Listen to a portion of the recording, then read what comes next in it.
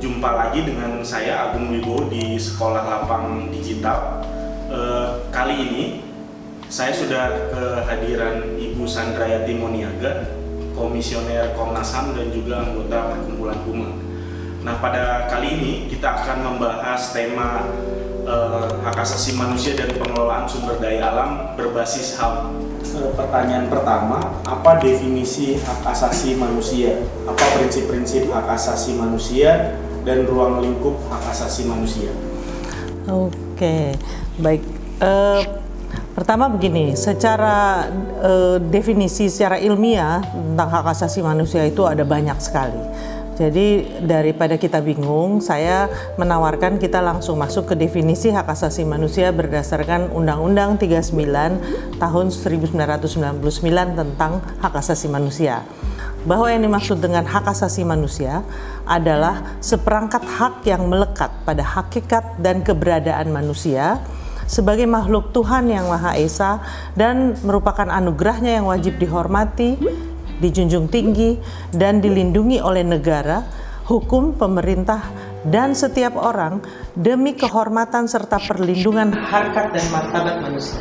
Ini rumusan pasal 1 ayat 1 dari Undang-Undang 39 tahun 1999. Ketika kita bicara hak asasi manusia, ada hal-hal prinsipil yang harus dipahami. Yang pertama soal universalitas. Artinya hak asasi manusia di seluruh dunia itu sama. Satu. Yang kedua, dia tidak dapat dibagi. Jadi yang ketiga, saling bergantung atau interdependent. Yang keempat, saling terkait dan non-diskriminasi. Serta yang terakhir, tidak dapat dicabut atau non-derogable. Nah, apa yang dimaksud dengan tidak dapat dibagi, saling bergantung, saling terkait, itu ketika kita melihat hak asasi, ada hak ekonomi, hak sosial, hak budaya, hak sipil politik, itu saling terkait satu dengan yang lain. Apa saja ruang lingkup hak asasi manusia? Generasi pertama adalah hak sipil dan hak politik. Hak politik itu termasuk antara lain hak berorganisasi, hak berkumpul, hak berserikat misalnya. Hak sipil itu apa? Hak sipil itu adalah hak-hak yang melekat, misalnya hak untuk menikah, hak untuk punya anak, hak untuk mempunyai kewarganegaraan misalnya. Itu contoh-contoh hak sipil. Nah, kemudian ada hak ekonomi, hak sosial, hak budaya. Kalau hak ekonomi cukup jelas lah ya. Hak sosial lumayan jelas juga, hak budaya misalnya hak untuk menjalankan tradisi, menjalankan pengetahuan misalnya. Nah, di sini juga hak untuk memiliki atau menganut kepercayaan misalnya. Dia masuk situ juga. Nah, jadi ini yang dimaksud dengan ruang lingkup. Dalam konsep hak asasi manusia, yang bertanggung jawab untuk melindungi, menghormati, memajukan itu adalah negara. Negara punya 3 kewajiban. Kewajiban menghormati, obligation to respect ya, kemudian kewajiban melindungi, obligation to protect, dan kewajiban memenuhi, obligation to fulfill. Nah, saya kasih contoh ya, kalau kewajiban menghormati itu adalah kewajiban negara untuk menahan diri melakukan intervensi kecuali atas dasar hukum yang sah. Contohnya, negara tidak melakukan penyiksaan. Negara menghormati hak untuk menjalankan agama dan keyakinan misalnya. Itu kewajiban menghormati. Kewajiban negara untuk melindungi hak warga negara dari pelanggaran yang dilakukan oleh negara ataupun non-negara. Contohnya, ketika ada paling gampang persekusi oleh kelompok tertentu kepada kelompok yang lain. Misalnya kalau di Indonesia sering terjadi antara kelompok yang beragama tertentu dipersekusi oleh kelompok beragama yang lain. Nah, dalam hal ini negara harus melindungi warganya dari tindakan-tindakan warga yang lain misalnya.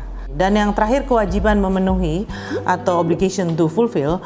Di sini negara wajib mengambil langkah-langkah legislatif, administratif, judicial, dan praktis. Legislatif ini negara wajib membuat peraturan perundangan, membuat aturan-aturan pelaksanaan dari undang-undang yang ada misalnya.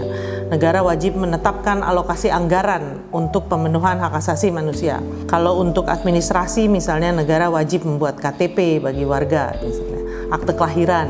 Nah ini contoh-contohnya. Itu tadi yang dimaksud dengan cakupan. Mengapa sih hak asasi manusia itu penting di saat sekarang ini? Pertama ya, kenapa hak asasi manusia penting? Yang pertama, sebagai negara anggota PBB, Indonesia menyatakan bahwa kita adalah anggota PBB, oleh karena itu kita tunduk pada international norms atau norma-norma internasional. Nah, dalam hal ini hak asasi manusia adalah satu perangkat hukum internasional yang memang disepakati di forum Perserikatan Bangsa-Bangsa. Oleh karena itu, semua negara anggota PBB harusnya menghormati hak dasar manusia yang sifatnya universal ini. Yang kedua, dalam konteks Indonesia, hak asasi ini sangat penting karena itu ditetapkan dalam Undang-Undang Dasar 45. Artinya, hak asasi merupakan hak konstitusional dari setiap warga Indonesia. Dia menjadi penting karena dia diatur dalam undang-undang yang paling tinggi di negara ini, yaitu Undang-Undang Dasar 1945. Hal lain yang harus kita pahami, hak asasi itu penting karena hak asasi inilah yang membatasi kewenangan negara. Di mana batas pemerintah boleh melakukan intervensi, itu dibatasi oleh yang namanya hak asasi manusia. Nah terakhir, hak asasi ini penting sekali untuk mereka yang melakukan advokasi yang sah untuk pemulihan hak-hak yang selama ini dilanggar. Jadi dengan ditetapkannya hak asasi di dalam konstitusi, negara mengakui bahwa hak asasi adalah hak dasar yang harus diakui oleh negara, harus dilindungi, dan dia bisa menjadi dasar untuk setiap warga menuntut haknya, termasuk memulihkan hak-hak mereka yang selama ini dilanggar.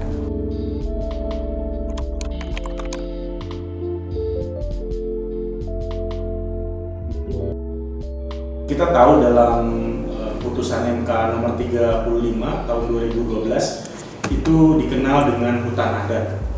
Nah, bagaimana sih status hak masyarakat hukum adat di dalam putusan tersebut? Makasih Mas Agung. Yang pertama memang kita mesti lihat masyarakat hukum adat sendiri tidak ada definisi ya di dalam undang-undang kehutanan, tapi definisinya adanya di undang-undang lingkungan hidup dan beberapa undang-undang lain. Nah kalau ditanya kedudukannya, awalnya sebelum ada putusan Mahkamah Konstitusi, rumusan dari pasal 1 angka 6 dari Undang-Undang Kehutanan itu menetapkan hutan adat adalah hutan negara yang berada dalam wilayah masyarakat hukum adat. Nah, putusan MK 35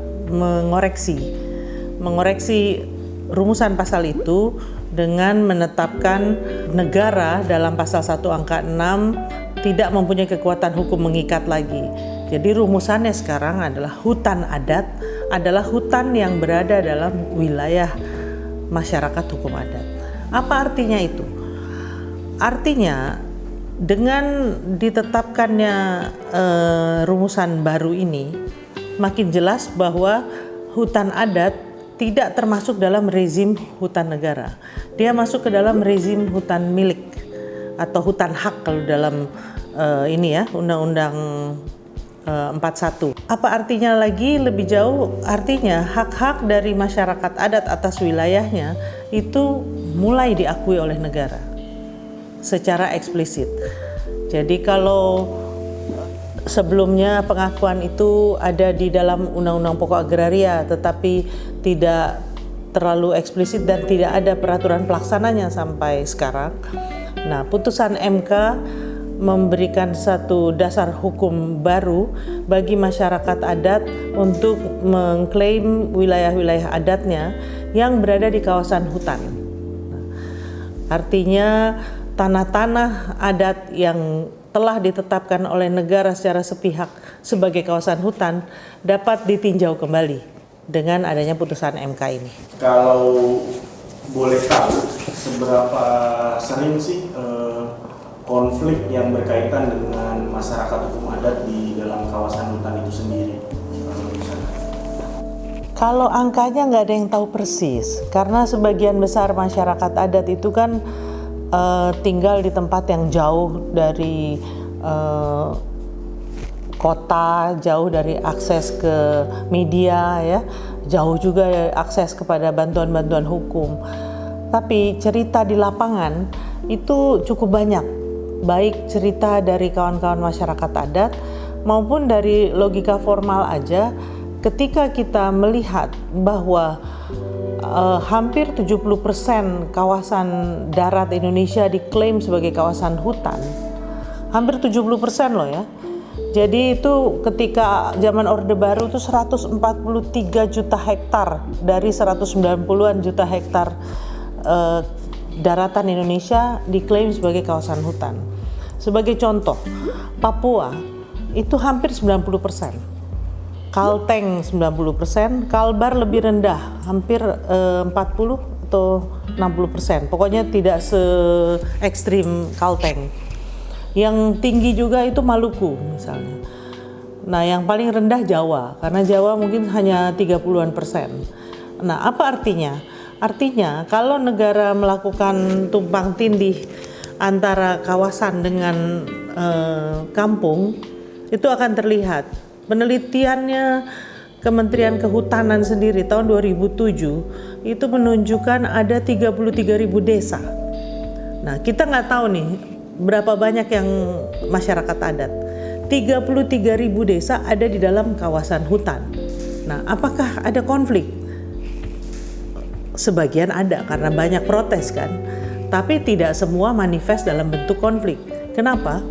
Karena banyak masyarakat juga tidak tahu bahwa wilayahnya diklaim sebagai kawasan hutan. Sampai ada pihak ketiga yang datang, perusahaan atau Taman Nasional. Nah, jadi kalau ditanya apakah banyak atau tidak, saya yakin banyak, tapi tidak selalu terekspos. Nah, apa itu inkuiri nasional dan kemudian bagaimana proses restitusi hak di dalam inkuiri nasional tersebut? Inkuiri nasional adalah satu metode yang dilakukan oleh institusi HAM nasional di seluruh dunia. Jadi inisiatornya mulai dari Australia, New Zealand itu sudah melakukan, Filipina, Malaysia, yang menggabungkan fungsi-fungsi yang ada. Nah, tahun 2014 itu kami menyepakati melakukan inkuiri nasional tentang hak-hak masyarakat adat atas wilayahnya di kawasan hutan sebagai langkah lanjutan putusan MK 35 tadi. Kenapa itu dilakukan? Pertama adalah untuk melihat lebih jauh bagaimana kondisi masyarakat adat dan haknya di dalam kawasan hutan. Yang kedua adalah untuk menggali akar masalah. Dan yang ketiga adalah untuk menemukan rekomendasi bersama para pihak, termasuk Kementerian Kehutanan. Waktu itu mereka juga berpartisipasi. Komnas tidak mencatat jumlah konflik, tapi Komnas HAM bersama Komnas Perempuan, waktu itu juga Aman, ya, Humas, Sayogyo Institute, itu memilih 40 kasus yang mewakili tipologi kasus yang ada di kawasan hutan. Masyarakat adat yang berkonflik dengan di kawasan hutan produksi, yang di kawasan konservasi, di areal penggunaan lain, jadi ragamnya ada. Dan juga bekas kawasan hutan yang sudah dilepaskan. Nah, dari sini kemudian dilihat, didalami sumber-sumbernya. Jadi bukan kami menghitung berapa kasus, tapi kami melihat bahwa 40 kasus ini mewakili kasus yang mungkin puluhan ribu ada di Indonesia di kawasan hutan. Dalam hal itu apa ada sebuah rekomendasi dan tindakan dari inkuiri tersebut?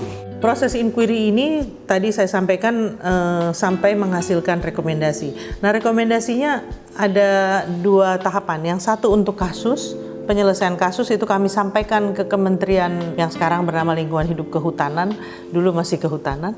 Yang kedua untuk kebijakan. Nah, untuk pembaruan kebijakan termasuk hukum itu kepada DPR, kepada Presiden dan beberapa kementerian.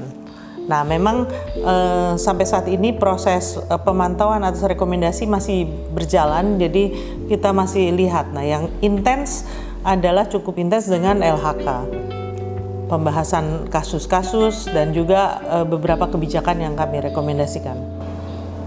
Baik, kita sampai di penghujung pertanyaan diskusi pada kali ini. Terakhir, Bu Sandra, sebagian peserta sekolah lapang adalah pemudi dan pemuda.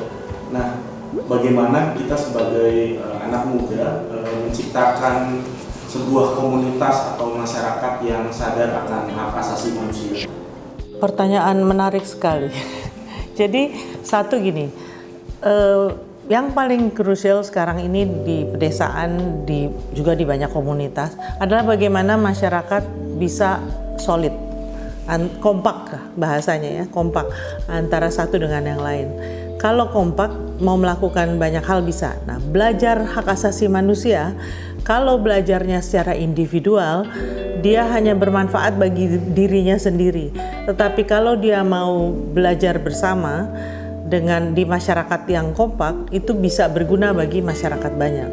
Jadi pertama kuncinya adalah bagaimana teman-teman muda ini ikut membantu agar masyarakatnya kompak. Yang kedua, bagaimana membangun proses belajar secara kritis dan berjangka panjang. Bagaimana teman-teman muda membantu anak-anak belajar. Jadi bagaimana guru juga belajar. Yang kedua, anak muda sendiri. Yang ketiga adalah orang-orang tua. Karena di kalangan masyarakat adat kan tetua-tetua ini sangat penting, mereka lah yang merupakan pengambil keputusan, sehingga pemahaman tentang hak asasi manusia harusnya dipahami dari yang paling muda sampai yang tua, termasuk perempuan. Perempuan juga harus ikut belajar. Nah, itu yang proses, bagaimana membangun proses belajar. Tentunya teman-teman pemuda-pemudi ini lebih paham ya, apakah perlu membangun misalnya perpustakaan kampung atau membangun dialog rutin misalnya, atau mendatangkan Mas Agung ke sana atau siapa yang bisa membantu proses belajar.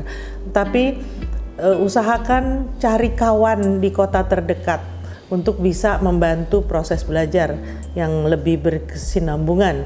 Jangan hanya ke Huma misalnya. Nah, yang terakhir adalah bagaimana membangun relasi dengan negara. Proses belajar ini bermanfaat juga untuk perbaikan pelayanan publik oleh negara.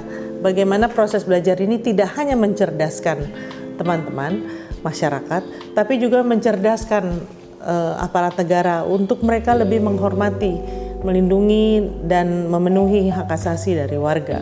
Jadi ini tahapan. Nah, di sini mungkin kawan-kawan bisa berjaringan dengan perguruan tinggi misalnya atau dengan lembaga-lembaga yang lain. Jadi agak harus lebih sistematis.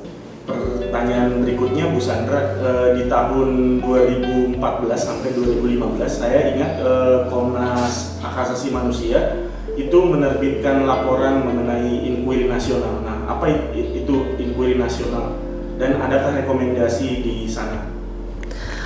Oke, yang pertama, inkuiri nasional sendiri adalah satu metode yang digunakan oleh lembaga-lembaga hak asasi manusia nasional. Jadi bukan hanya Komnas HAM ya, jadi ada Suhakam di Malaysia, ada Komnas di Australia dan lain-lain, untuk menggali akar masalah dari satu persoalan hak asasi manusia yang sifatnya nasional, di mana pemerintah ada keinginan melakukan perbaikan ya di situ. Nah, oleh karena itu prosesnya harus partisipatif, termasuk melibatkan pihak pemerintah. Nah, inkuiri nasional itu dilakukan Komnas tahun 2014-2015 dengan tema hak masyarakat hukum adat atas wilayahnya di kawasan hutan. Laporannya yang ini kami terbitkan tahun 2016. Waktu itu diluncurkannya 2016. Jadi prosesnya 2014-2015, tapi laporan baru diluncurkan 2016. Di sini ada rekomendasinya, cukup detail. Nanti teman-teman bisa lihat juga, kami bisa tampilkan beberapa hal rekomendasi pada tataran penyelesaian kasus, tapi yang lebih terelaborasi adalah rekomendasi untuk perbaikan kebijakan. Terima kasih banyak Bu Sandra atas kesempatan kali ini udah berbincang-bincang bersama Perkumpulan Huma di dalam rangka Sekolah Lapang Digital. Sama-sama, terima kasih Mas Agung, terima kasih kepada keluarga besar Huma. Baik, terima kasih teman-teman semua. Demikian wawancara saya dengan Ibu Sandrayati Muniaga, Komisioner Komnas HAM dan anggota Perkumpulan Huma.